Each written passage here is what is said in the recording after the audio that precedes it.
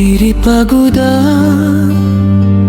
nahingangalin mo han aton mga aadla nga malipayon. An imo tingog aadala gihapon, hasulod hini nga dughan nga masurubon. Ang mga sadat nga ginhimo naton, haakuna-huna nagpapadayon. Bisan nagkabulag-an aton mga handon, ang gugma ko diri nawawara dayon. Ginpipirit ko man anak kalugaringon, nga kalimtan ang naglabay nga kahapon. Kay diri gud mawara haa kasing-kasing, nagpapabalik pirmi ang kasakit.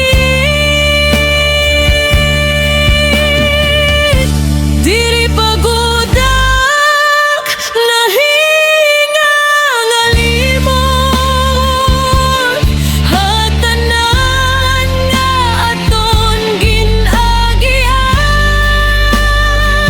Ang kada pagtawa, ang kada luha, nakapabilin haak huna-huna.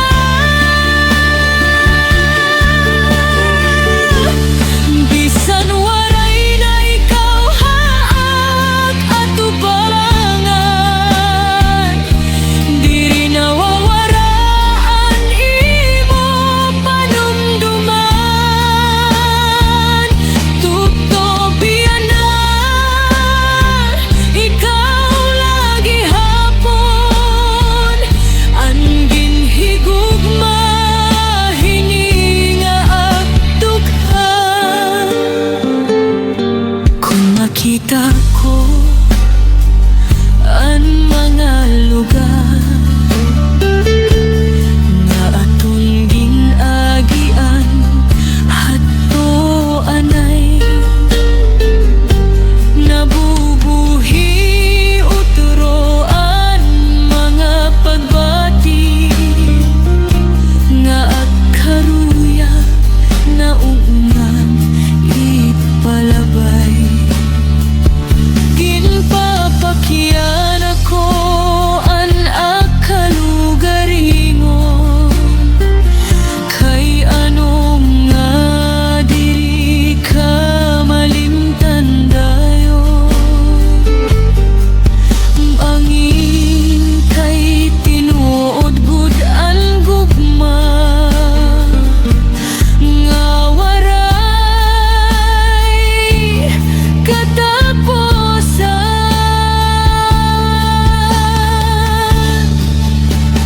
Kung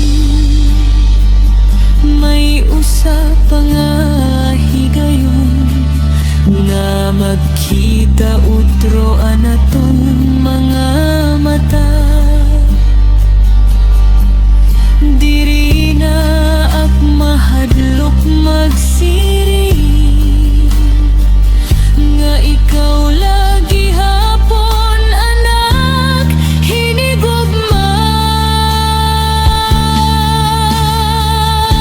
Diri pagodak nahingangalimon, hatanan nga aton ginagian. Ang kada